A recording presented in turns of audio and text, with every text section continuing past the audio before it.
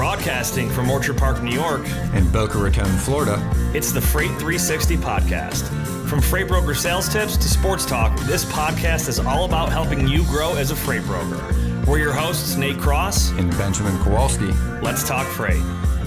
Welcome back, everybody, for another episode of the Freight 360 podcast, where we talk to you all about different freight brokering topics. Today's going to be a really good one on prospecting.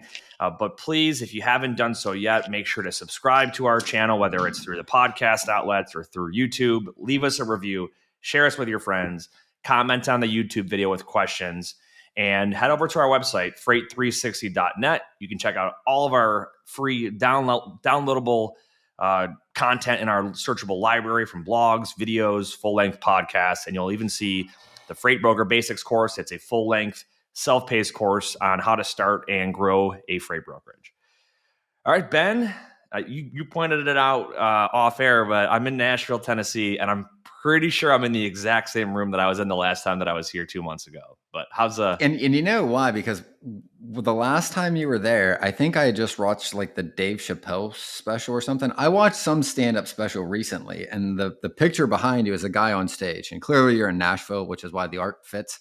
But I couldn't tell if it was a TV or a picture the first time you were in this room, and it kept catching my eye. I was like, is that TV on pause from like the same Netflix thing I was watching last night? And then it hit me. I was like, oh, Nashville, that's clearly a picture. And as soon as you sat down, I saw it. I was like, yeah, I'm pretty sure it's the same. Shot of two gentlemen on stage playing guitar, it looks like. Yeah. Yep. Good stuff. Well, I've been here. This is my fourth day here, and I have yet to go on the Broadway Strip yet. I've been really busy. I've had one of our agent offices from Pierce Worldwide Logistics. They're in from the Philadelphia area to do some business and some high level stuff. It's been a good, productive week. I'm actually glad we're talking about prospecting today, because a lot of the stuff that we've been talking about is related to, onboarding new accounts, growing accounts, and things of that nature. But how's Florida? Has it warmed up at all? Dude, it's cold as shit down here, man. It's like really? 49 degrees. I'll tell you what, like I rode my what is it right bike now? Again now it's like 71. But that was the peak. This morning, like I went twice this week. I went Monday and today. I rode my bike like a good ride down by the beach. Wind was like 15 miles an hour. So it was like pedaling uphill half the way. And it was, I think when I left, like 52. And I'm like, I don't really know that I would ride my bike up in Pittsburgh if it was 52. And I was like super proud of myself for being a warm weather Floridian these days, that I was like, I'm going to start trying to tough some of this out and stop being some of a wuss and just get used to it. Yeah, it's pushing almost 70 degrees here today. I'm wearing shorts and a t-shirt. I'm going to go enjoy Lower Broadway this evening, and it's been a while since I've been there. So I got favorite chicken sandwiches, spicy chicken with pickles, man. Yeah, Nashville hot chicken. You've got Hattie B's, and that's the one I usually like to go to. There's Prince's as well as another big one. So they're all around. But had a couple good local food options and some local draft beers and stuff like that. Got to see some really awesome. We went to this place called Music Row last night. It's near where all the recording studio offices are, and there's a really cool, like a stretch of like entertainment, like bars, restaurants, some clubs, breweries. Mm-hmm. And I heard some of the best musicians last night. Like there's these guys that were playing, and there was a girl too. And the girl, like the three of us that were there, she finished and we're like, that's a hit song. Like that sounds like it should be on the radio. So it was really cool. That's awesome. Yeah, man. Yeah. It's going to be a good rest of the week. Got someone coming in tomorrow for the next couple of days. And then I'll be on my way back to Buffalo, where it's likely snowing right now. But hey, sports update. I don't have a whole lot. Anything? The match is this Monday, and it's like right up the street from me. I looked to see if I can get tickets. Who's playing this year? It's Max Homa, and I think it was. I looked at it and then I forgot. It's usually a pro athlete with a golfer. Two women. Right? It's the first time. It's gonna be the two women golfers. Lexi. I'll tell you in a minute. The match at the park is what it's called. Yeah, Rory. Come on, yes, Rory McIlroy and two LPGA stars, Max Homa and Rory, and Lexi Thompson and Rose Zhang. I also didn't know it's not like the match historically has been like Tom Brady, Yes. Aaron And Rodgers. last year it was Steph Curry, I think, and He got a hole in one. Remember? yeah. I didn't know Lexi Thompson was actually from Delray, which is literally right next door to me. I mean, that's where I rode my bike to this morning, Delray. Nice. Good You can't stuff. get in anyway unless you have whatever that credit card is, Capital One that sponsors it. Oh That's the only yeah. way to get Yeah. in. It was like Gotcha. super close. I was like, that'd be pretty cool to go up there and at least watch a couple Yeah, holes. I would have taken my daughter if I could have got in. for sure. For sure. News. The one I want to talk about, and people have asked me questions, is this whole New York City trucking boycott. It's gotten national media attention. And the reality is, like, I had my wife's cousin is a lawyer. He's the one that I taught logistics class to his college students because he teaches law at a local college. And he sends me this whole thing about, it was the whole Trump had to pay $300 some million. Truckers are going to go boycott it by not delivering or picking up in New York City. And he asked me, he's like, what do you think the actual like repercussions of this are going to be? And I was like, man, that's clickbait. I was like, the reality is there's like a dozen dudes and a bunch of online forums all saying they're going to do this. And I'm like, people don't realize how big the market is in New York City. Or they should. It's a massive metro area.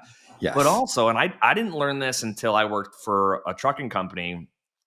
There's a lot of restrictions for height and weight of vehicles in New York City with bridges, tunnels, and things like that. So there's a lot of local cartage delivery companies that will do the final mile delivery to a lot of the areas with like Lower Manhattan, for example. Right. Sure, you're going to have like for trade shows, you'll see full 53-foot vans delivering stuff at convention centers, but a lot of the other stuff, there's capacity that's extremely regional and focused there. But either way, even if there was 100 people that were going to boycott it, it's not going to move the market. No, at all. There's so many carriers out there, but I don't know. Even if it was a few hundred, to be honest, like the brokers would just recover it and there'd be a spike in spot rates into New York City for a day or two, and that would be about it. Yep. Like, I mean, not significant whatsoever. It's news. I don't know. And to that point, like, I don't even really read the news too much anymore. Like, I read business related things to try to see what's going on the economic side of the news, but like, I rarely even read any of the news. It's all written by AI. You can kind of tell now.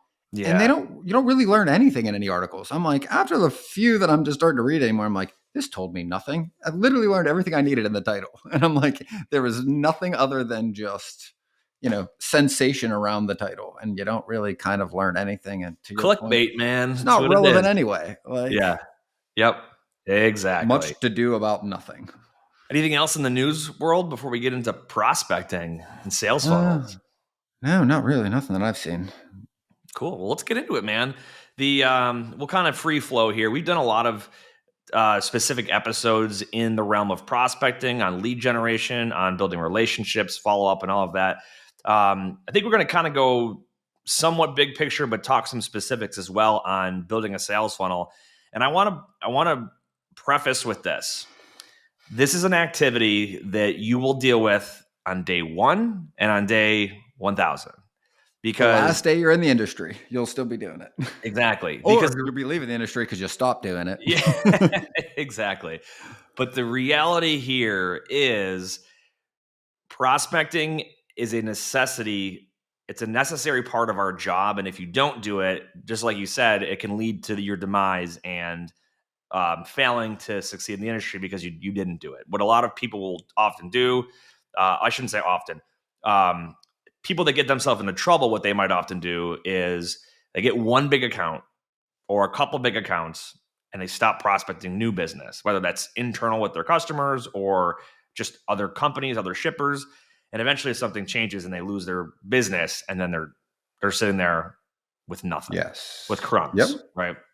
So prospecting is extremely important for that reason. It's going to look different the way that you prospect business on day 1 and after 1 year versus after 10 years.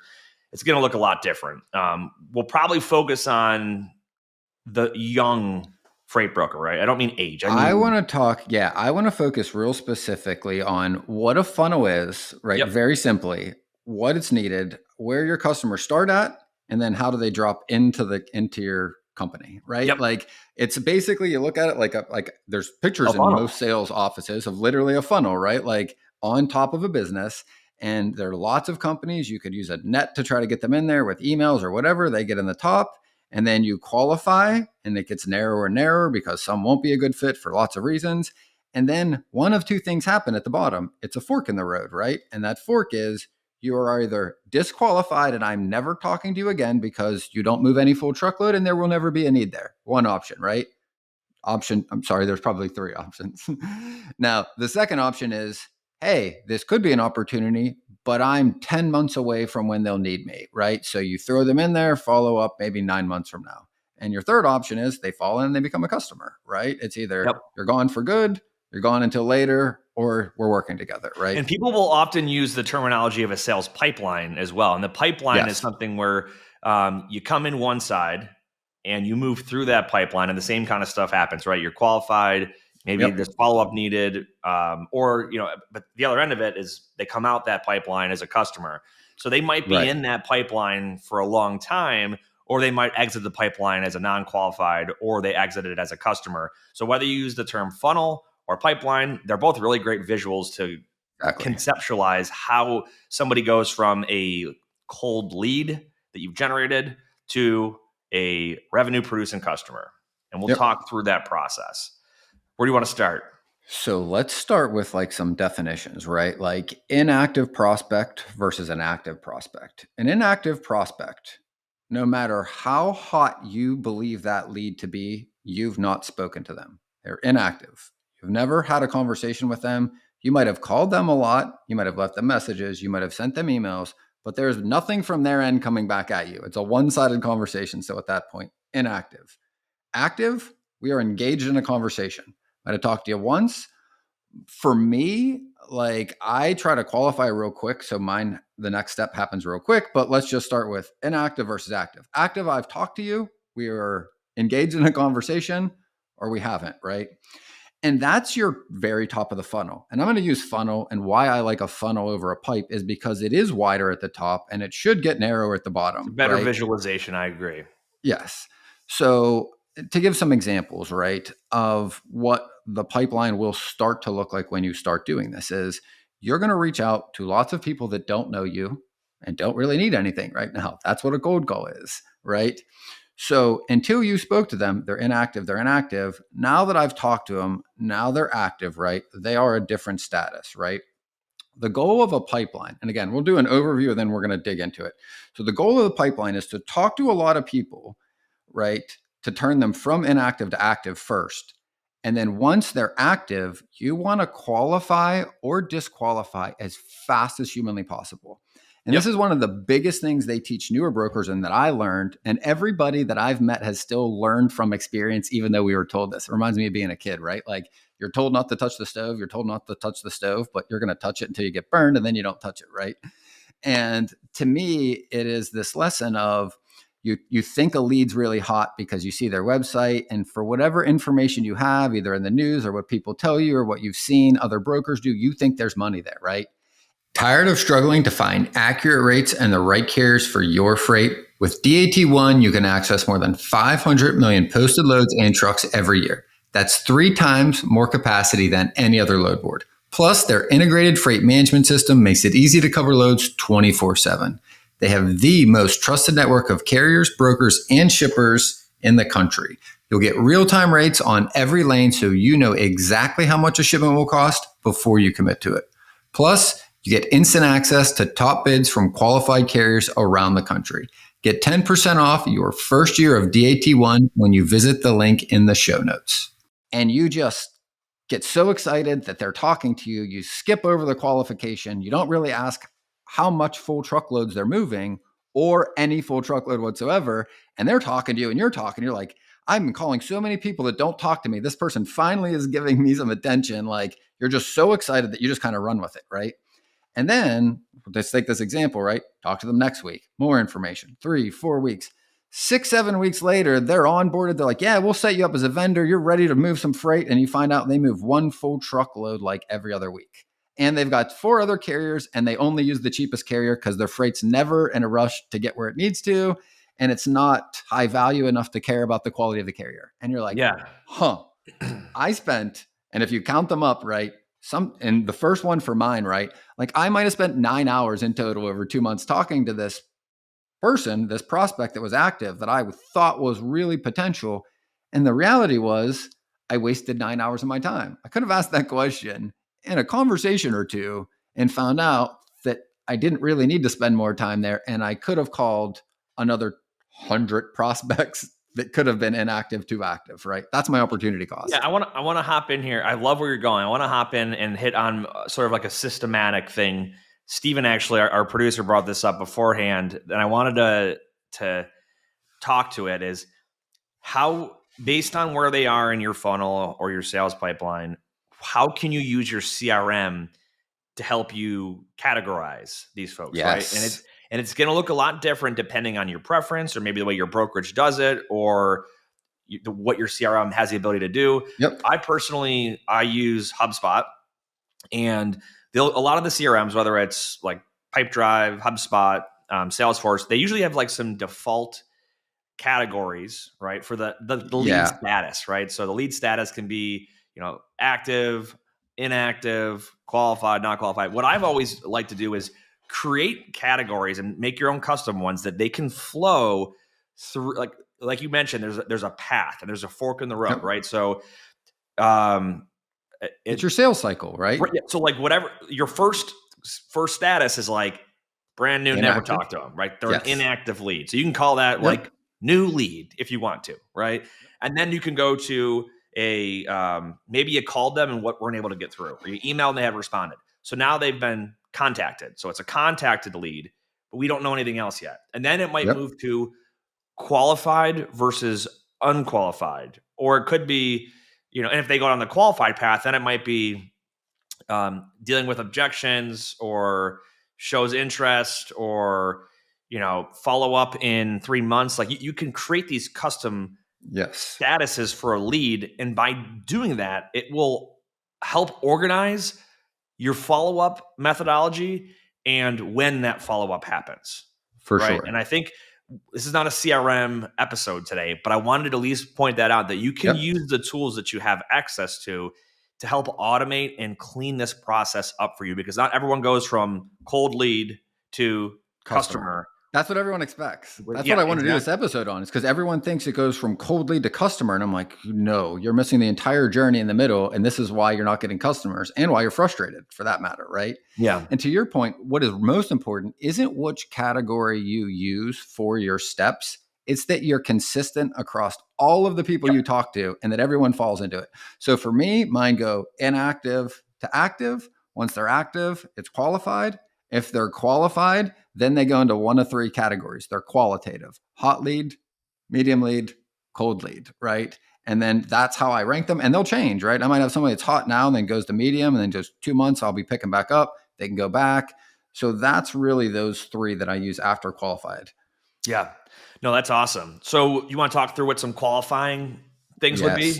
So, and I want to do, like, not necessarily a role play, but I'm going to go through the exact example I did on a coaching call today, which is why I wanted to do this episode, right? Because the first thing is, what I hear most people say when they are calling a prospect is they announce who they are, they announce who they're working with, and why they're calling, right? And the reality is I don't know that everyone realizes why they do this. Psychologically, one of the reasons why most people do this is because it gives you some armor. It's not you calling. I'm calling from this company, right? ABC Ben, I'm from TQL, right? Like, hey, I know I'm bothering you and I feel uncomfortable, so I'm going to tell you real quick why I'm calling you, to make my uncomfort go away. That's why they do it. Rush to get to this to tell you that it's okay that they interrupted your day because it makes them uncomfortable, right? And I've been there. I've done that too, right? Here's the reality. Has anybody ever called you in your personal life or business, ever announced who they were and who they worked for, if you knew who they were and had any relationship with them? Ever? No, right? Like, no. I'm calling you. I'm going to enter the call like, hey, Nate, or hey, what's going on? Or just start telling you what I called you for, right? And the thing is, right, like, what gets you through a gatekeeper or builds rapport with somebody has to do with how comfortable they am talking to you. And if you've been trained your entire life, and especially now with the amount of spam calls we get, when you hear that, your guard goes through the roof and you go, shit, I got to get off the call. I got to get back to what I'm doing. I'm going to be as nice as I can without being rude. And then you're already back in their emails, even as you're talking to them, right? You've never even gotten their attention out of the gate. You've kind of shot yourself in the foot before you even got to the game, right? To the starting line, per se. Now, I want to zoom out for a second to go to this role play. The real steps between I don't know you and I've never talked to you and us doing business are, on average, 8 conversations. And the important step in between I don't know you and we're doing business is, we say this a lot, but this is what we mean by it. I need to get you to know me, to like me, and to trust me. That's really the step that is far before I'm ever going to, honestly, probably even get some real answers from you. Even if you're telling me about your freight or what your target rate is. If you don't know me or trust me at all, you are just negotiating and doing whatever to get me to go away or to just try to get a cheap load moved. There's nothing substantial there. No, like, and trust don't always happen in that order. Correct. Sometimes it could be they like you, they get to know you, and eventually they trust. Usually trust comes last because it takes time. But depending on how you open your cold call, they might get to know who you are first if that's kind of the language that you spew out. If you can get them to like you first, I love that approach. That's why I'm all about like disarming the conversation, making them feel comfortable, maybe cracking a joke, asking them about the game last night. That's my go-to, and I've always found it to be so beneficial. I've had calls where if I've got, let's say I've got a meeting set with somebody and we have 15 minutes allocated, we might spend 12 minutes talking about BSing. And then we end up being like, oh man, I didn't realize we only got a few minutes left here. Like, here's what I want to talk about. And you do a quick exchange of getting to know each other about, whatever the details are. And you follow up later then. So I'll go through mine and then we'll go through an example of yours because I think they're really 2 of the more common approaches. And in my opinion, they're the most effective ones. I'm not saying they're the best. I just find they work the most often, right? So my approach is, step 1 is I give them a reason why I'm calling. And I get to it real quick. Like, why should you be talking to me, right?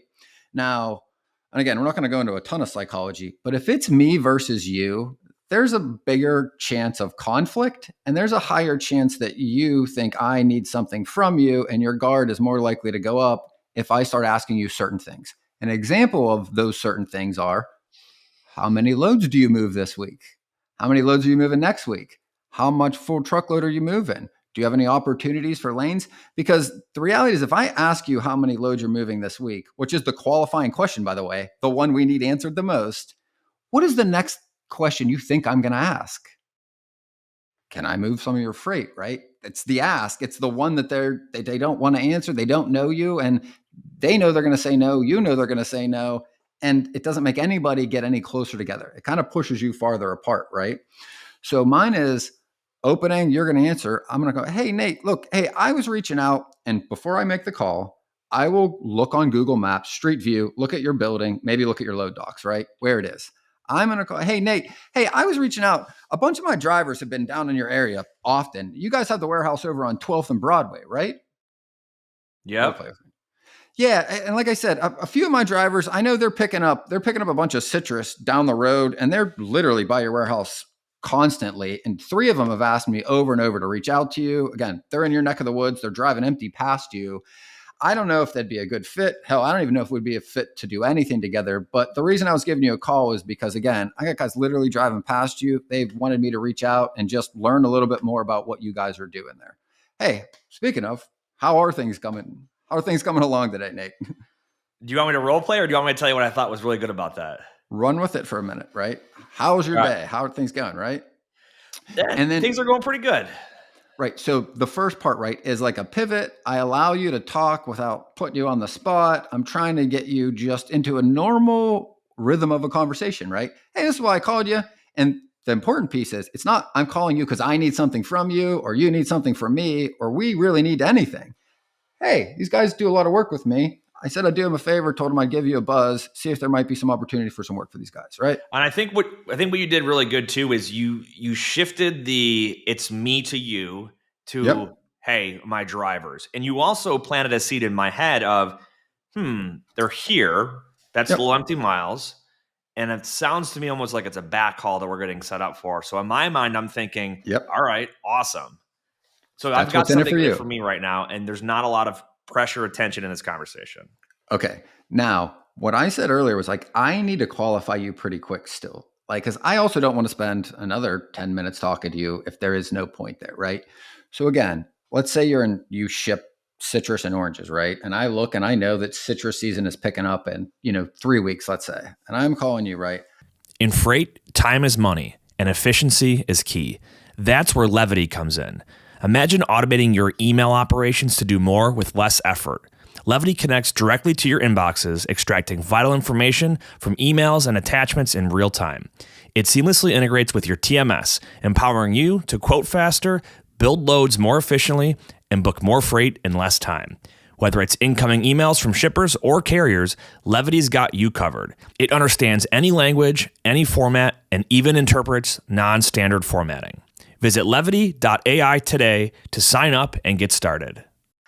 My next question, right, is I need to know how much you ship a week to see if it's worth working together. But if I ask you what you're shipping in a week or two, just like I said earlier, it makes you feel like I'm about to ask you for something you have. Yeah. And you don't know me yet, or who I work for, or even my name, because I didn't give it to you. None of those things, right? So if I ask you though, and I'm just going to role play it and then we'll recap it after, right? So picking up from right there, hey, speaking of, Nate, how are things coming along? How's your year shaping up so far? Well, it's been a little bit colder down here than normal, but we're getting ready for the ramped up produce season coming in the next couple of months here. Oh, for sure, man. I am really looking forward to spring and seeing some warmer weather. And I am not someone that can complain about the weather, but I'll tell you what, I'm also looking forward to getting a little warmer. So you guys are pretty much ramping up for this year. Out of curiosity, Nate, how did last year play out for you? You guys kind of end the year where you were expected? You guys have the season that you guys were hoping for? How did kind of everything play out? Yeah, I mean, honestly, it was a bit of a better year than 2022. Naturally, we saw pricing advantage on our end with some of the truck costs coming down, and Yep. So yeah, I mean, it was a pretty good year overall. We're looking forward to this year. Nice. Hey, let me ask you. I mean, a few of the other guys I work with out in the area, AP Produce and ABC Produce, I know their peak is usually around like second, third week in March. Last year, was that similar for you guys? Were you running about your higher volume during like peak of orange season, right around second week of March? Yeah, I mean, those guys are in the same ballpark as us, so we're typically kicking off around the same time of the year. Yeah. What did you guys do around peak season, truckload wise, on a weekly basis, like at your peak? Yeah, when we got fully ramped up, we were somewhere between 20 and 30 truckloads a day going outbound. Yeah, that's about what I expected. Out of curiosity, when did you start to see things slow down? When did they start to kind of tail off for you? And yeah, I mean, as you know, in Florida here, as it gets, I'm assuming we're talking about Florida right now, but yep. Obviously as we get to those warmer months, and that kind of wraps up the season for us. So really, it was quiet by the tail end of May, and it got back to our off season business as usual.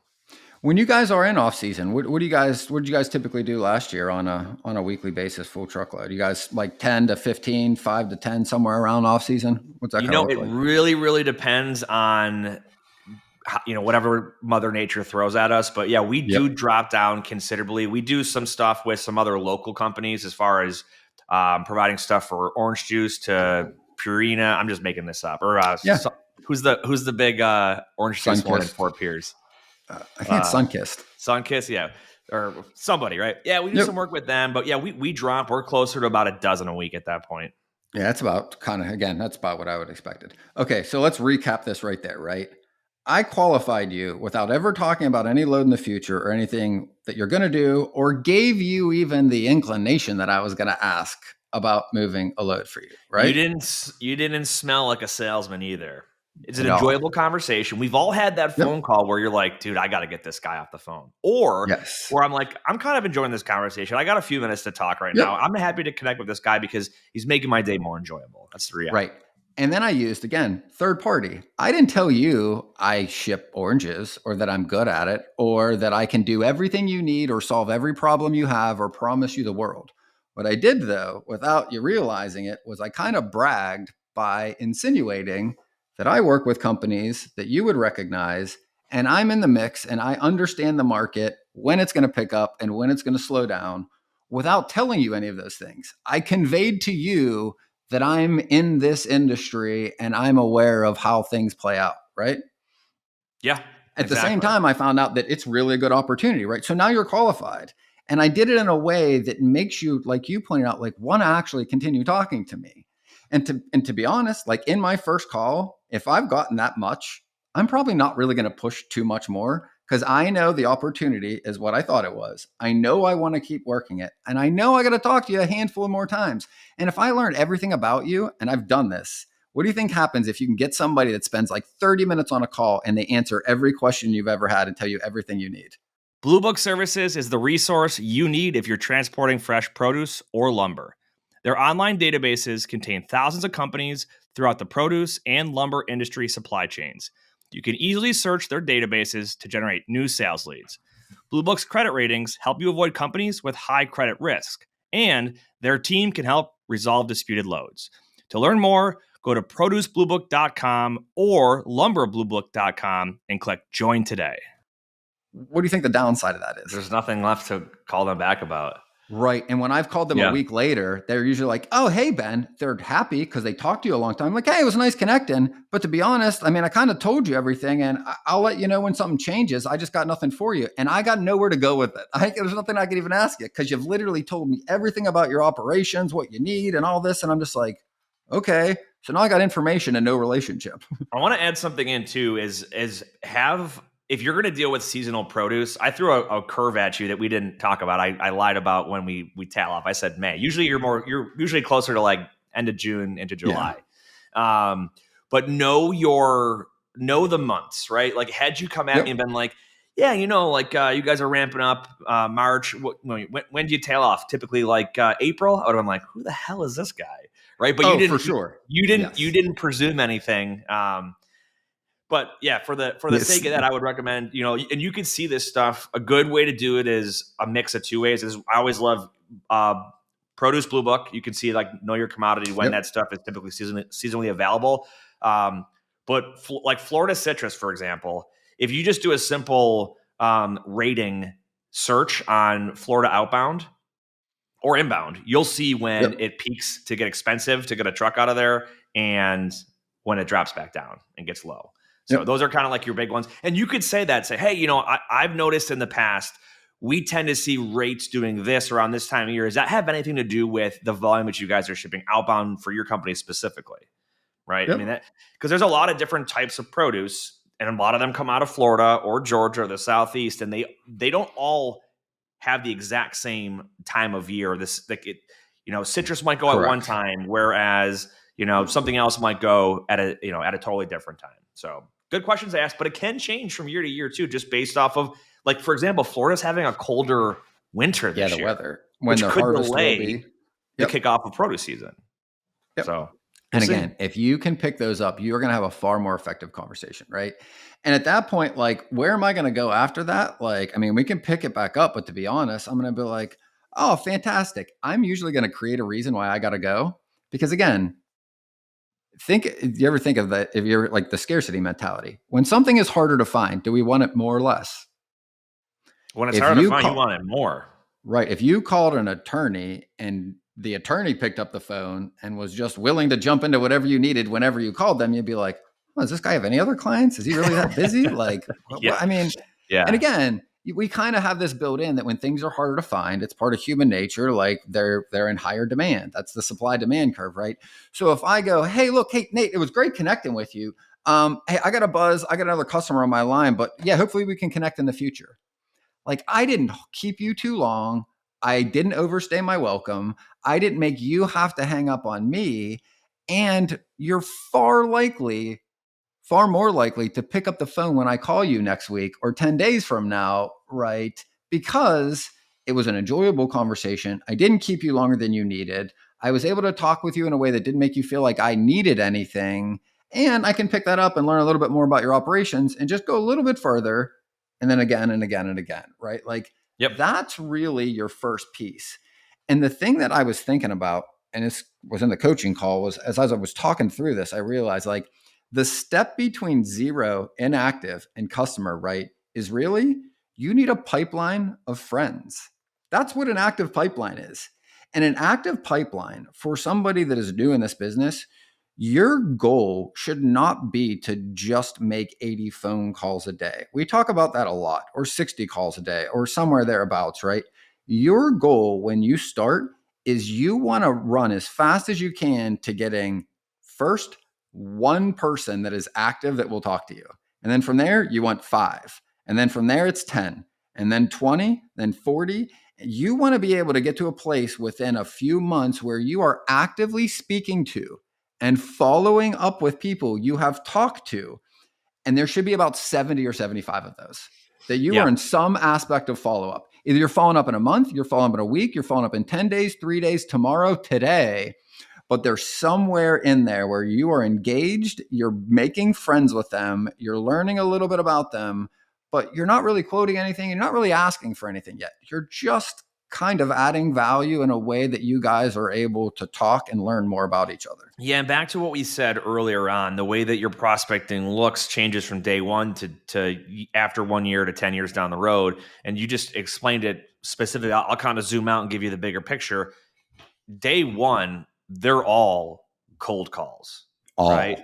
But like you mentioned, when you're a few months in, you should have a big chunk that are follow-ups. You don't have to if you're making 100 calls a day, they're not all 100 brand new leads to you. Yep. You're probably going to have a vast majority once you get your pipeline built up or your funnel built up that are follow-ups with key people. It could be the same person. It could be, hey, we're going to now talk with so-and-so from their compliance department. Or, hey, we're going to revisit this one thing we talked about because we're coming up on a project that they've told us about in the past. And then as you get way further down the road, a few years in the business, and you've got a really good book of business going, your prospecting calls probably are going to be the bigger fish. A lot, like that's likely the time when you're like, these are going to be 6 to 18 month closes if we can get this business, because I've got to build rapport with 6 different people. I've got to talk with legal. I've got to talk with their compliance department for transportation vendor onboarding. There might have been turnover in that time with who handles this, that, or the other thing. And those are the ones, though, that when you land them, it's usually really, really awesome, consistent business and a lot of opportunity. But you can sprinkle in there, like we've used the rock, pebble, and sand thing of how you fill up a jar. You got your rocks are your whales, your big prospects. Your pebbles are your smaller to mid-sized companies. And then your sand is all those little other ones in there that are smaller companies. They might do a load here and there. There's a lot more competition to get the big fish versus the smaller ones, but they pay a bigger dividend. And here's the thing, too, different. You're not going to go after a whale on day one. First of all, you don't understand logistics enough and freight brokerage enough at that point to be able to talk to them on that level. Because people that are in charge of logistics and transportation at a Fortune 500 company have been in the industry typically for a very long time. And they know what to look out for. And they know when they talk to somebody, this guy knows his stuff, or this girl I can trust, versus, hi, I have trucks in the area. Do you have freight? Exactly. Right. And again, like to your point, I mean, one of the things like characteristics of prospects, right, that I look for, I think the best characteristic of a prospect is like a family owned, privately held company with maybe no website or a very old website that cares a lot about their customers, has a lot of concern for quality and their freight being delivered and the service aspect of it. And the reason they tend to be really good prospects is, one, they close quickly because they don't have a lot of bureaucracy or legal stuff. There's usually an agreement. That's it. And there's usually less people involved and they all trust each other really well. So if one person wants to onboard you, the other people are okay with it.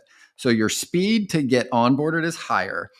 Then once you're onboarded, since they don't have a huge presence or a big name out there because they do business just because they've been in business for 50 years and their customers have known them because they have this niche, right? There was a fish food customer like this that was where all this came from. There was somebody I worked next to, closed this customer on like her 8th day and made 300 grand that year just off this type of customer, and realized this is why this works that fast. Because the other thing was, when she used to quote freight that was probably at 30% margins, they didn't care. Do you know why? She took care of them. Yes.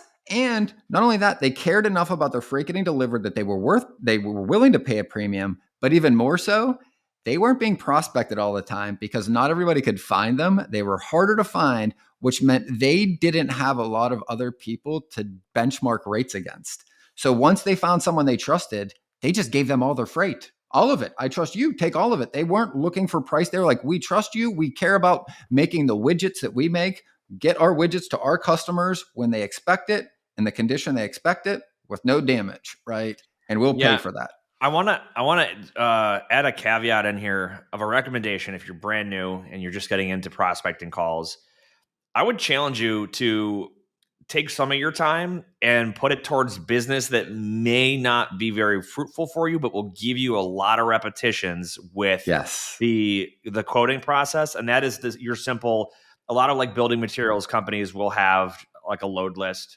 where I guarantee right now, if you and I were to call 50 different companies that do this, we'd probably be on 20 load lists within like an hour or 2 hours.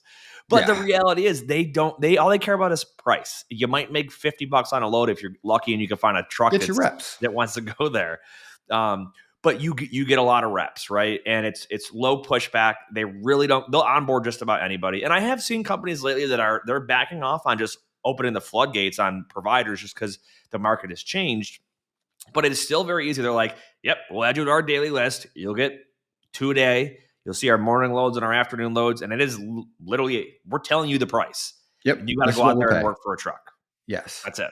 Yep. And that's the repetition to be able to have constant communication with them, show them proof of your ability to respond promptly and professionally and give them quality service. What I have seen success look like with some companies, if you do this right, is they're letting you in on their load lists for their junk freight, but that's not all their freight. And if you can deliver on their junk freight, and then you can have a conversation about, hey, I know that you guys have more stuff going out than just this, and you can open up the door to a conversation that way. But you don't have to do it that way. That's just one way that a lot of folks will do it. I will caution you, don't get in the habit of all I'm going to ever do forever is deal off of jump ball freight or load list freight. Yep.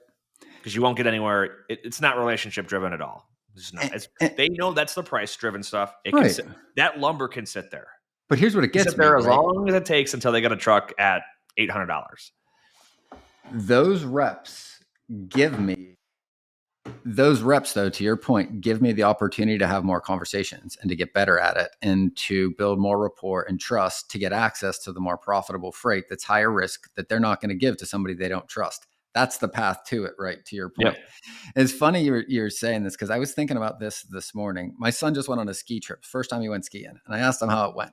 He was up in Vermont and he's like, I'm very sore. I fell a lot. That's mostly what I did, but it was a good time. And we were talking about like learning skiing, and I skied my whole life. And like, I've had huge accidents, like 2 ruptured spleens, concussions, skiing, but it was my favorite thing to do.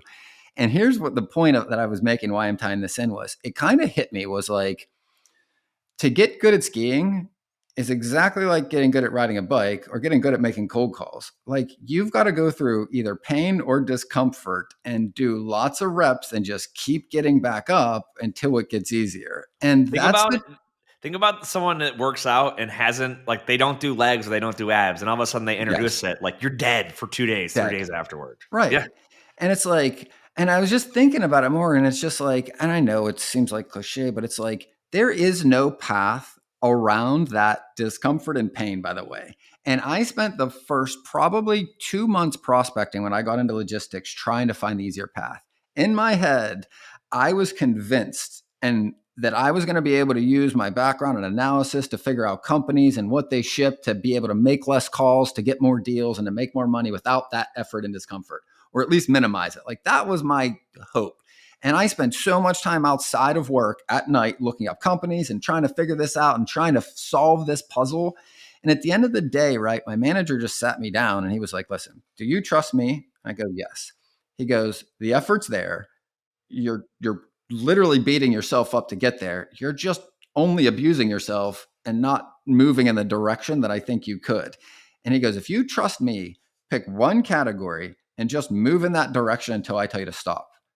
And he goes, do you trust me? And I go, well, yeah. And he goes, okay, do that. And literally just by moving and stopping thinking, it did what we were talking about. I just put the reps in, right? Stop thinking, make the phone calls, get better at the conversations and logistics, understanding objections. And it's uncomfortable. It's uncomfortable for everybody. And at that point, like I wasn't new to sales. They've probably made tens of thousands of sales calls to that point. It was just a new industry and I wasn't sure what they were going to say. So there's fear. And are they going to ask me a question I don't know? And I'm going to feel like an idiot and all the things that everyone out there feels every time they pick up a call. And what I learned was I wasn't really justifying that I was going to find an easier way. That was never true. I was just lying to myself. And the truth was I was avoiding the scary thing of just running in the direction and going through, like your point, the gauntlet, taking the punches, taking them. They are what they are. You learn to dodge them. And then eventually you stop getting hit and then you see where they're coming from. And like, again, I know it's prospecting and this seems like we're making like this really big analogy with like physical pain, but it's the same. The emotional pain is no different than physical, right? Like that's why I'm using the analogy. Like, and that was kind of why it hit me. I'm like, I spent the first 10 years of my life beating myself up to get better at skiing because that was important to me. Then I spent 10 years beating myself up to make money because that was important to me until I got good enough at it that I could do it without thinking. I don't know anybody that is ever getting customers or ever building a book of business in any industry that can avoid that, right? Like that's the path. But what makes it easier is rather than me doing the scary thing of interrupting you and asking you for something, which is we're all trained not to do from when we're little kids, I'm going to do what I'm trained to do, what I've been practicing my whole life. I just got to get you to be friends with me. Talk to you like I would talk to anybody else that someone introduced me to. You're not going to ask that person to like go out to dinner with you or go on a date the first time you meet them.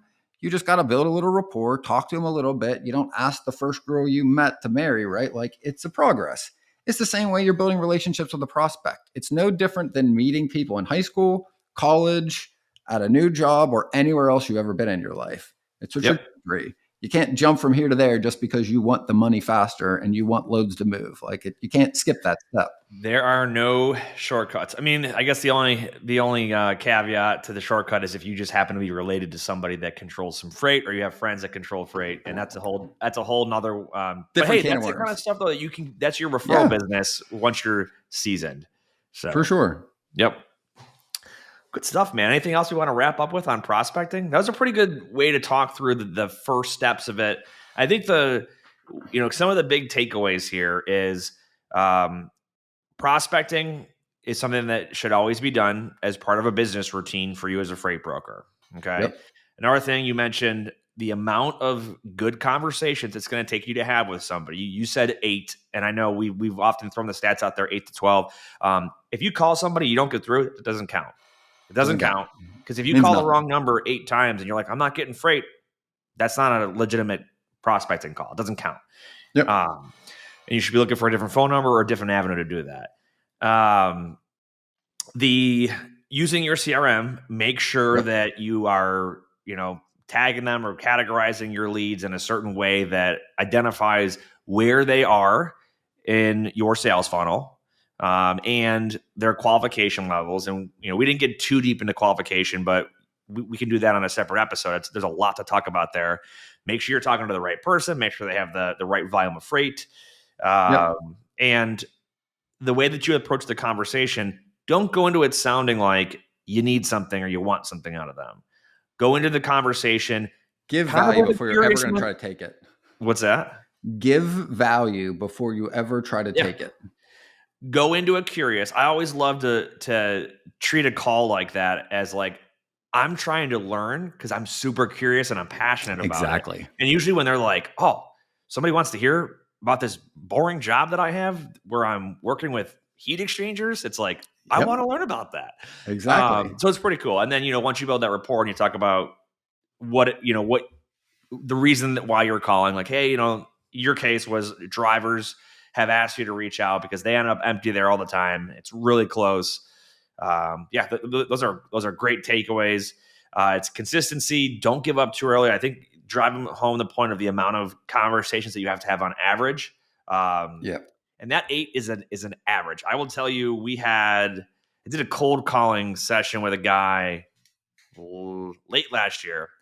We talked to a farm or like a grower of a certain produce commodity, and they literally in that first call were like, one call close. It wasn't a one call close, but it was he had something coming up later that week and wanted us to get pricing on it, which you could call that a one-call close if you want. But the reality was I would consider that you're at another, like your lead status at that point is not they're a customer. It's I'm at the close to closing stage where I'm getting an opportunity to learn about real loads, and I'm getting an opportunity to talk about pricing and securing drivers and things like that. And that we'll talk about more, right? That's the difference between an inactive customer and an active customer. Just because I'm onboarded does not mean you're active with me and does not mean we're doing business. That means we have the ability to do business, which is your first hurdle, is not the final hurdle. Yeah. And we can do I think we should do another episode too on exactly what you said, qualifying and what the rest of the process looks like and like where you take it from here. Because the other big questions we're getting a lot, and I think this would be a good episode, is like, okay, well, the first load they're also going to give you is going to be priced probably below what you're going to pay a carrier. Thing they have, yeah. Yeah. And like, how do you work through this and how do you get through that hurdle? So I think we'll do those as follow-up episodes. I think they'll be really good for this one. But the other big takeaway is the activity in your funnel. Like, you need to race to have as many people know you as you can first, right? Like, that's your first step. It is not to get loads. It is not to get active customers. It's to get people to know you. Yeah. I want to add one thing in. If you truly have something so unique about your offering, and I'll give you a couple examples, you can open that up to your customer or to the prospect early on. So for example, for sure, let's say one of your carriers operates temperature controlled box truck, right? And runs local to where your customer is. Refrigerated LTL is such a niche market that a lot of people have a tough time getting capacity for. So if you have a unique equipment type, tanker, end dumps, hoppers, and they're looking for more business, those are niche markets, right? The same thing goes with white glove type of stuff.